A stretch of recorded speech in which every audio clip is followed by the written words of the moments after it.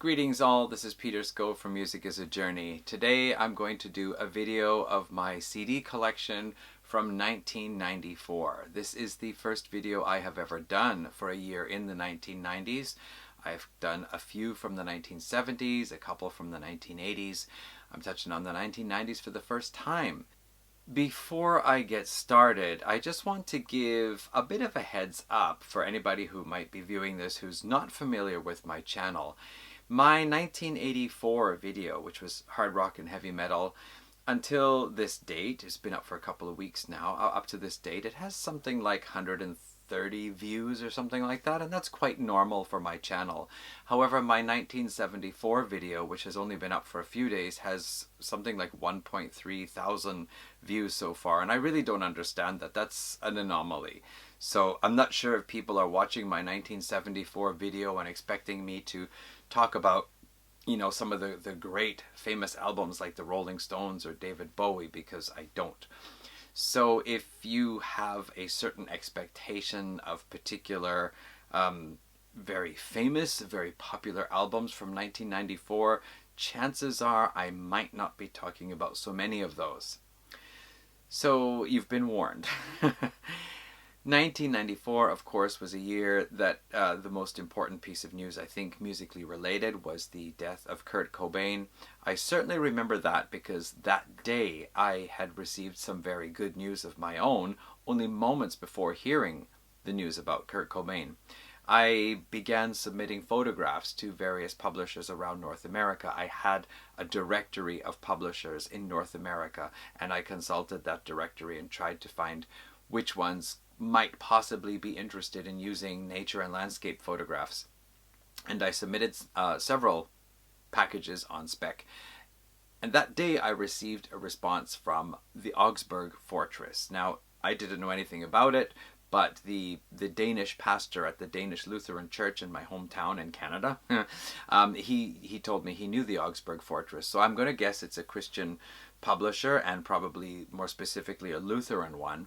But they said in the letter that they would like to use one of my photographs for a youth catalog, I think it was, or something, and they were going to pay me, of course. So I was very excited about that because it was the first photograph of mine that would be published for a payment. I went to tell my sister about this, who was in the other room, in the next room, watching television, watching the news, and when I came in to tell her about it, the news was on and it reported about Kurt Cobain having been found dead. And I don't remember at the time if they suspected suicide or they suspected murder, but anyway, that was the news, and so yeah, I certainly remember that. I was not a tremendous Nirvana fan. I did have a couple of albums, I liked a number of songs, but of course it was a tragic thing to hear someone, an artist who had found success doing what he wanted to do. The end result was that he lost his life. Whether he took it or was murdered, at the time we didn't know. And it was just, it was a tragedy. He was only a few years older than me too. So prior to this video, what I did was to check the internet to see what were the popular albums of 1994 and see if there were any of them that I had.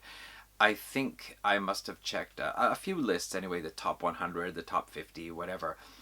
And I recognized most of the albums, but I actually had very few of them.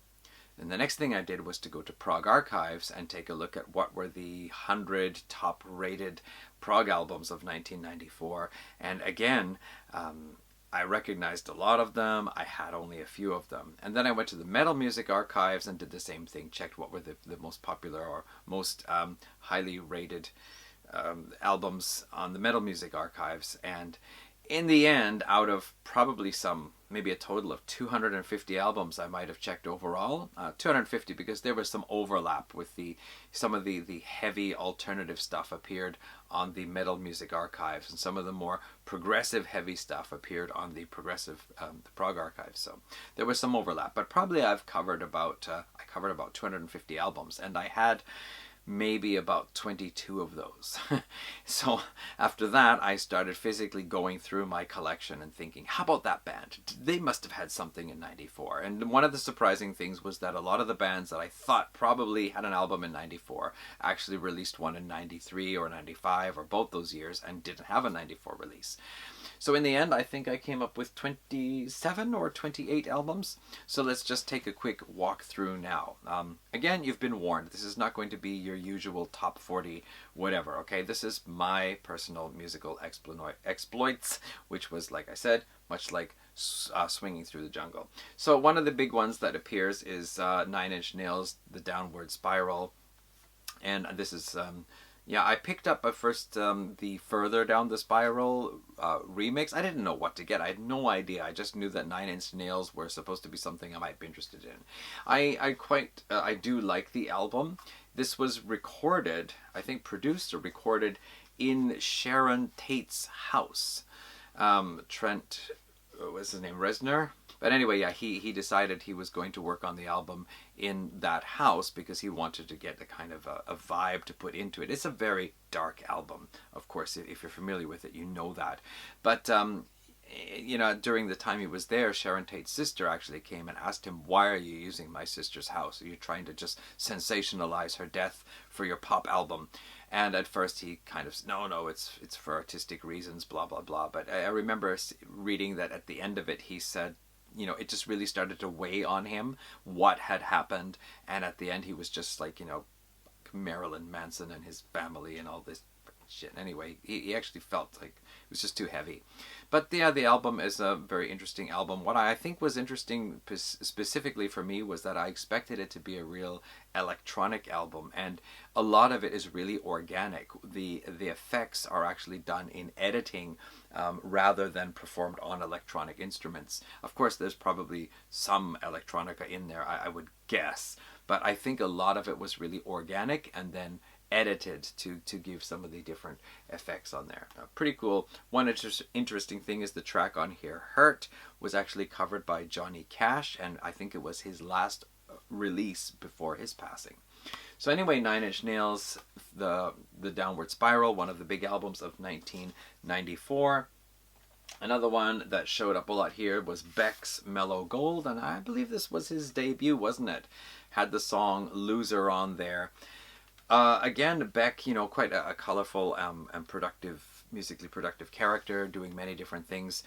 I did not get this when it first came out, but I worked with a guy back in 2005, actually. I'd returned to Canada for a year, and I worked with a fella who was very much into Beck and Radiohead, and so he, you know, talked about how great Beck's work was and made some recommendations. So I remember picking this one up for a really good price. And I also remember I found a lot of it very interesting. A couple of tracks. I think Soul Sucking was one of the ones I liked, now that I look at the back here.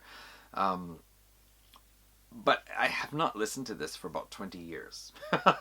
And honestly, normally before I make these videos, I try to listen to the albums I'm going to talk about, or at least some of the songs off of them. But unfortunately, since I started the year going back to work, my wireless earphones died. They don't charge anymore. So for the last...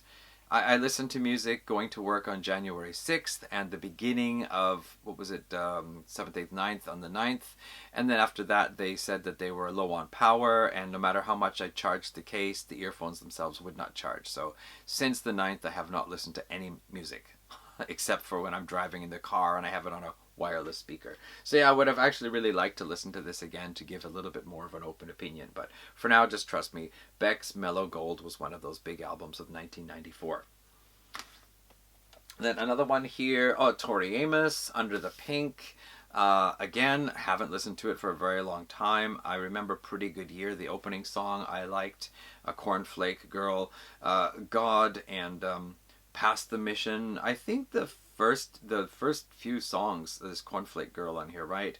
The Waitress. Yeah, there were several songs on here that I really liked, and I've always thought I should go back to explore Tori Amos's output a little bit more. At least Little Earthquakes is one that's a top rated one I should listen to. But I've kept this album over the years. I've gone back through my collection and rid myself of a lot of the albums I just don't listen to. And even though I haven't listened to this for a long time, I've kept it because I do intend to go back to give it more listens. And maybe once I get earphones that start working, I get earphones that are working, I can give this album a chance again. But yeah, I liked it. And then another really cool one. This is Blur's Park Life. I actually had the other Blur album, the one that came after this, and I had a friend of mine had the one that came before. Liked a couple of songs off each of those, but this album here, I really like what they did. I find a lot of the songs, if not most of them, very interesting. There's good variety on here. It's a style that's also very different from what I normally listen to, and I like it. This is an album that I'm going to keep. Maybe I might not like any of the other Blur albums, but this one for me is one definitely worth keeping.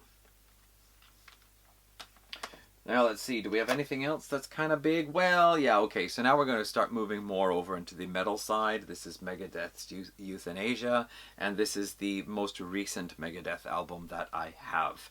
I actually did not buy it at the time. I was checking out Megadeth a few years ago and bought up some of the popular albums that I didn't have yet. I only had the ones from the 80s originally.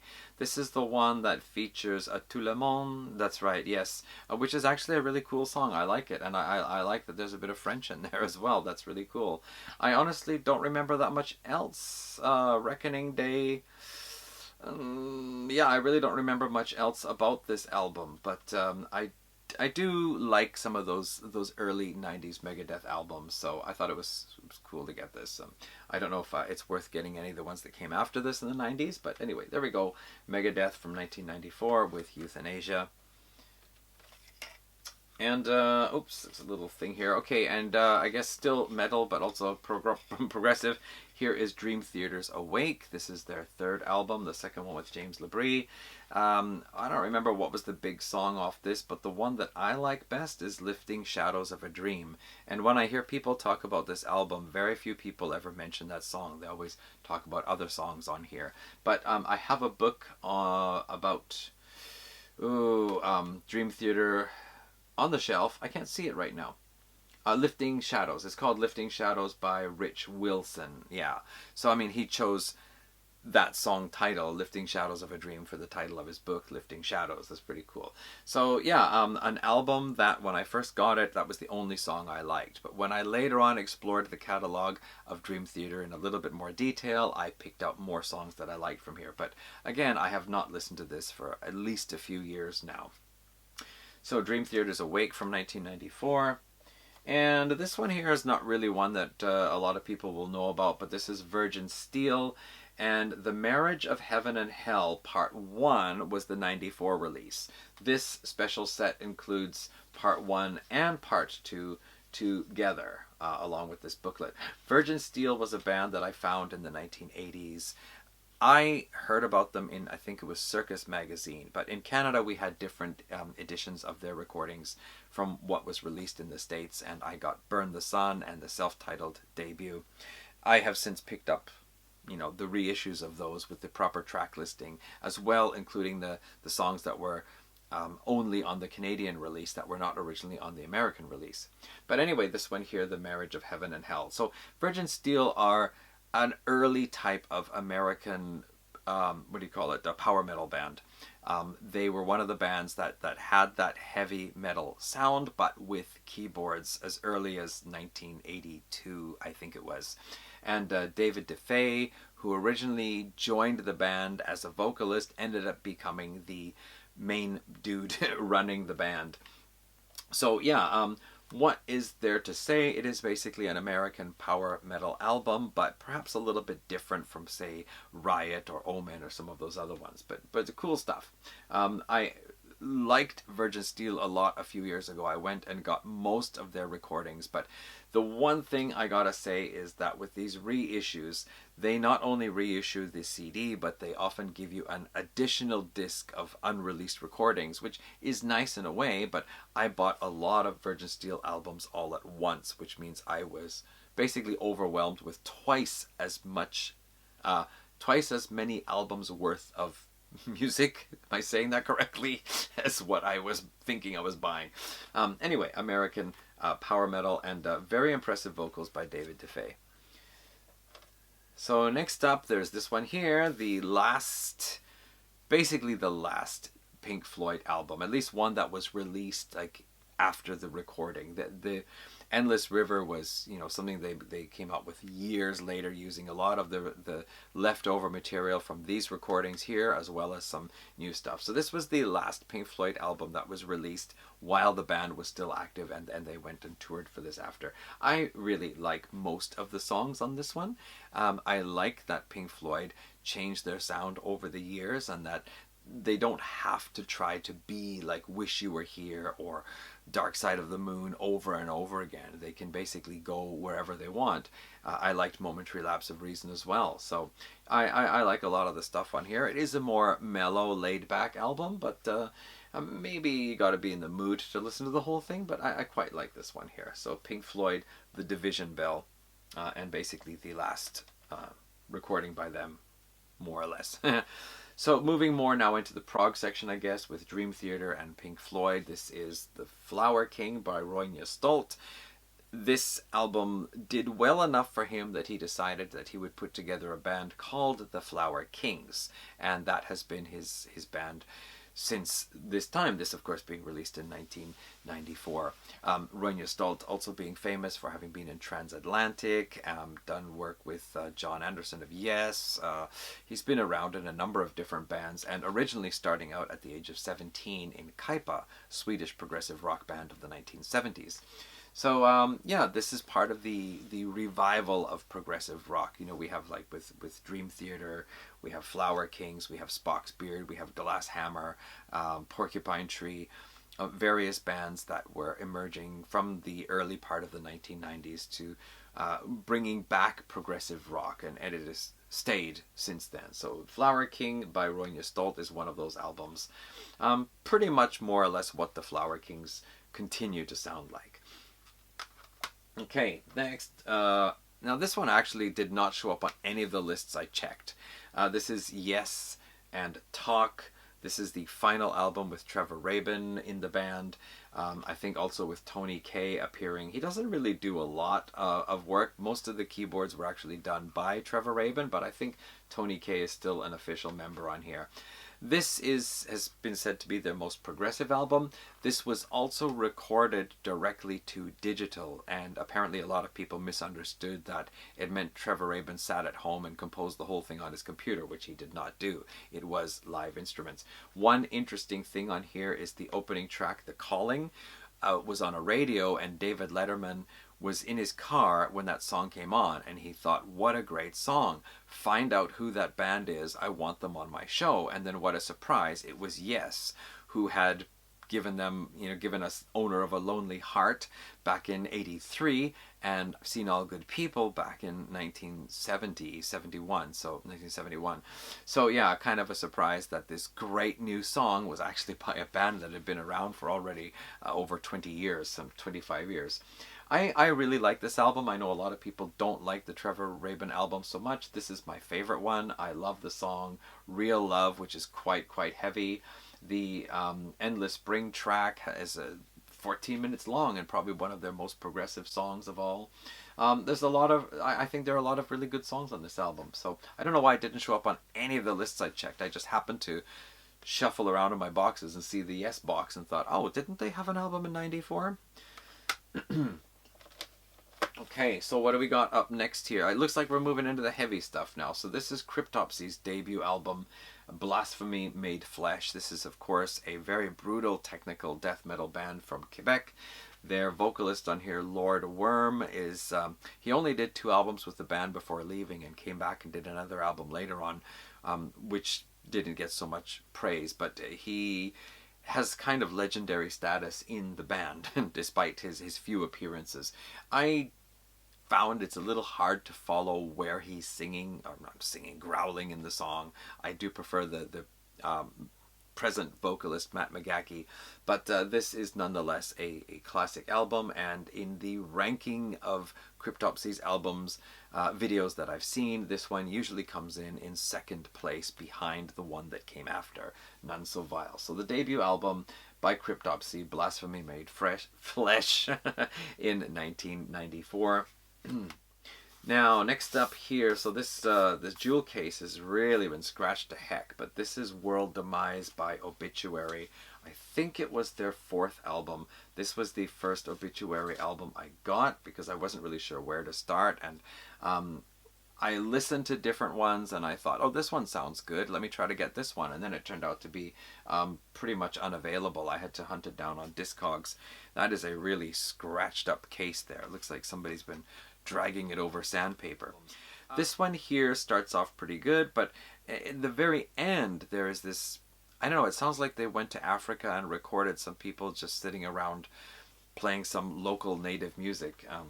I don't really get what that's all about, but anyway. Looks like there's an oiled duck here on the back. So my introduction to Obituary, I can't say I have a particular favorite.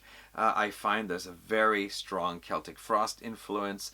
I'm not totally keen on the vocal style. I always feel it sounds more like an angry wrestler. But nevertheless, Obituary, a legendary band in the death metal scene. So gotta have some respect for them for that. Okay, then next one up here. This is Tiamat. This was I think it was it a Swedish band? No, I've forgotten. I bought another album of theirs which I really liked, and then I read that they moved from death metal going more into a kind of Pink Floyd inspired psychedelic sound. So I was really curious to hear how that sounded. In the end, I don't remember a damn track from this album. I probably listened to it once or twice and thought, I'm not really hearing the Pink Floyd so much, and I'm not really hearing what I would expect from a death metal band so much either. And I've always intended to go back and try to really open both ears and listen to this carefully. But as I said, that's not possible right now until I get new earphones. So this one, I'll just keep it out, ready to go sometime. Hopefully I can give it a more fresh, well-rounded opinion, I guess. So now we're looking at Incantation, Mortal Throne of Nazarene. I think this may have been their 2nd album. The one before this is the one that people often cite as the Incantation album you should get. It was either not available or much more expensive than this one. So I thought, what the heck, I'll get their 2nd one. There's probably not that much of a difference. Vocals on here, very low, very dark. This is very heavy, not usually too fast paced, but more heavy and low vocaled death metal. I've not listened to this for about 3 or 4 years. Again, it's something I want to go back and listen to again so I can get a fresher opinion of it. But for now, Incantation, Mortal Throne of Nazarene. Death metal really hit a peak around 1991. And then there were some bands who didn't release an album until 92. But by 94, already we're starting to move on. And I think the beginnings of melodic death metal were either beginning or just right around the corner. So death metal had already, come into its own, become a thing, and was now moving on from that by 1994. So then we go into what was actually becoming really big in metal in 94, and that is the Norwegian black metal scene. This is Mayhem's album De Mysteris Dom Satanas, I think it is, featuring Attila on vocals. Attila, who had formerly been with Tormentor in Hungary, which I spoke about last year in my first wave of black metal video. This is, of course, considered the Mayhem album to get and one of the most important albums in the Norwegian black metal scene. I like it. I got into the Norwegian black metal stuff a few years back and bought a lot of the important albums and some few extras. I do like it. It's not an album that I go back to very much, but when I listen to it, it does the job. I'm satisfied with it. So yeah, the 1994, a big year in black metal. So we've got a couple more of those to cover. What do we got here? Emperor, In the Nightside Eclipse, one of their 2 biggest albums, I think. I'm not sure where this falls in, if it's their 2nd or 3rd album, whatever. But yeah, I actually saw Emperor performing live in Tokyo. I think it was 2019 I saw that, and it was supposed to be their last world tour. I don't know if they stuck with that or not. A lot of bands say so, and then they go out on tour again. But it was a very good concert, and yeah.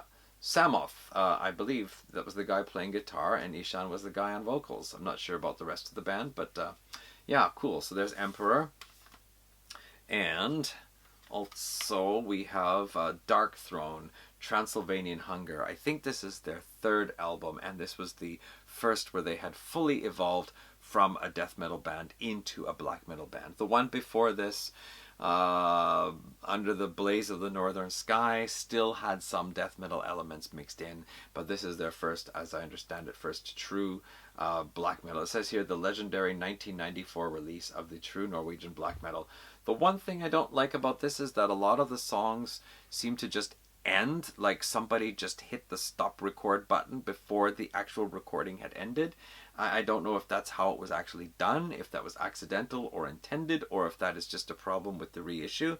But it's like the song will be like, dun dun dun dun, and it's like just stops. And sometimes it just feels really awkward. But anyway, very, very important album in the Norwegian black metal scene, as is this one here, Burzum's, is it his second album? Varg, second album, Burzum here with what was it, the title now? I have to read this one here. Hvis lyset tar oss, If the Light Should Take Us. I always liked the cover because my parents used to have this painting in the house of Danish landscapes, and there was this kind of country road going through the forest in one of the paintings. However, here we have some poor person who is probably deceased or just about to be deceased lying here on the roadside going through the forest, and probably a Norwegian forest, not a Danish one. But I never noticed that before, or I didn't pay attention. A whole list of Burzum's albums on the back here. I do like the opening track was a really great guitar riff. There's some kind of weird stuff on here, and Varg's doesn't go back in here. Varg's, I'll do that later. Varg's vocal style, I often felt, sounds like an insane person who's been kept in like a dungeon in a castle for just way too many years. Not totally keen on his vocal style, but some of the music is cool. And then another one here, Ulva, starting out with a very true Norwegian black metal style. They would later on evolve into other styles, which I'm not really all that familiar with, but I did get this one. And it is just 5 tracks telling the story, I think, of a woman who is lost in the woods in winter, if I remember correctly. And of course they have the one part with the sound of the footfalls crunching in the snow, which I think has been done by other black metal bands as well. So some Christian albums now. I guess by 1994 I still picked up a couple more. This is Idle Cure. They were a good, solid, heavy hard rock band with some great riffs, great hooks, really cool tracks. When I weeded out my Christian collection and got rid of a lot of the albums I was pretty sure I was not going to come back to, I kept this one here. Although honestly I haven't listened to it in over 20 years. I just know there are songs on here I really like. There's some great guitar riffs, great guitar sounds, so I do have to go and revisit this again sometime here. So that's Idle Cure, and then also one of my favorite Christian bands. This was Tourniquet, starting out as a thrash band, and the lead vocalist sang very, very high. Really very high. But some great songs on their first 3 albums. However, the vocalist left, and they brought in another guy. What was his name now? Luke somebody. I've forgotten his name, but yeah, he was the new vocalist, and he sings with more of a gruffer, maybe more metal, alternative metal vocal style. And of course the sound changed from that kind of almost like technical thrash metal into more of a straight up heavy speed metal or traditional metal 90s sound anyway. I really like this album. Lots of great songs on here. And the one that came after was, I think it was an EP, also kept that up. And after that I didn't get any more of their stuff, so I'm not sure what they've done. But just a great heavy album. You don't have to worry about too much screaming. Just great solid heavy riffs, powerful vocals, cool stuff on here. So Vanishing Lessons by Tourniquet in 1994. Okay, this stack is looking a little bit precarious. Maybe I can get through these last ones though. Looks like the last few albums are my Canadiana selection. So first of all, Sloan, Twice Removed, their second album. They started off being more of a kind of alternative, underground, punk-inspired, shoegaze mix type thing on their first album, and then they decided they would try to kind of ease back and go more on the songwriting and less on the distortion and feedback. And the record company, was it David Geffen, company, they just said, no, we don't like this. We want you to re-record it and make it sound like the first album. And they said, well, we don't want to do that. And the company then said, well, fine, we'll put the album out, but we're not going to give you any support for it. And the band nearly died after that. Like by the end of the tour, they thought, well, okay, maybe we should all go our separate ways and think about what we're going to do. And they decided to do one more album together, and that album was such a success for them that they have continued ever since and just dropped a new album, the 13th one last year, I think it was, or was it 2022 actually. But anyway, their second album here, Twice Removed, this was voted twice as the best Canadian rock album of all times by the readers of Chart magazine. So that's pretty cool. So Sloan's Twice Removed. I'll just drop this down here. This one I just picked up only a couple of months back. This is April Wine Frigate. So April Wine split up for a while during the 80s, around 1984. They split up for a while, and then they regrouped finally, and in 93 put out a new album, and then in 94 followed it up with this one. This one is kind of a mixed bag. The previous one was more of almost like close to glam metal style in many of the songs, which was unusual for April Wine. This one here seemed to have some of those types of songs in, plus some more like updated versions of what you would expect from April Wine, and plus a couple of other tracks that make you wonder, what was the band trying to do? It feels like an album that was made up of leftovers from the previous album, plus some other ideas that were floating around. But I'm still glad to get a hold of this here. There's still some great tracks on this album. Enjoy listening to it. Love that back thing. Don't you think that's cool? Okay, and then this one here I just picked up like 2 months ago. This is Lee Aaron's Emotional Rain. Lee Aaron, of course, having been known as the Metal Queen and What You Do to My Body in the 1980s. And after that whole scene kind of ended and she parted ways with her record company, she started out on her own. And this album here is more of a slightly grunge tinged alternative rock and a little bit darker sounding album. So this is Emotional Rain. I'm liking her 90s output, which was actually only, well, basically two albums in the mid 1990s. There's the last of her kind of glam rock albums in 1990 and then a jazz album in 1999, 2000. So only two albums in the mid 90s, and this is one of them here, Emotional Rain. Quite good, I think. Glad to have it. Bare Naked Ladies' second album, Maybe You Should Drive, quite a departure from their first one, which had the stand-up bass and a lot of goofy songs. This is more of a serious album. There's still a bit of humor here and there, but it's an electric bass, a little bit more, not as unique as the first album, but still a lot of really cool songs on this here. And still, fun-looking band anyway. I think I saw them live on a Canada Day concert after this album and before the next one. I like a lot of the songs in here. I think Jane was the big one from this album here, but there's a lot of great stuff. I do like their first three albums for sure, Bare Naked Ladies. Then we've got Jan Arden. This is the only Jan Arden album I have, but this one here had a lot of songs that hit the radio. Could I Be Your Girl, Demolition Love, Insensitive, Wonder Drug, and I think there was one other one on here too. Just really good female songwriter. Contemporary female songwriting, a little bit on the rock side, a bit of a hint of the country side. I saw her performing live at Whistler one time, live out in the open up on the mountain there, and she was really, really good and funny. Funny lady, told some fun stories between the songs, so really like Jan Arden, really like this album here anyway. Always thought maybe I should check out another one, or maybe just keep that one. And the last one I want to mention is a really unusual one. This is a band called Modabo. They've actually only ever released two albums. There was this one, and then several years later another one. This is largely three guys with acoustic guitars and a bit of flute playing these really beautiful acoustic guitar and vocal harmony type songs. Sometimes kind of a little bit on the borderline of classic rock in a way, but again, largely acoustic with the flutes and so on. But yeah, a really nice album. I especially love, if you ever want to check it out, see if you can find the song Sargasso, the very first one, on YouTube and check it out. Beautiful vocal melodies in there. Lots of just great, cool songs for an acoustic, mellow acoustic rock album. That's Modabo. All right, and that wraps up my 1994 collection. What do you think? Are you still with me?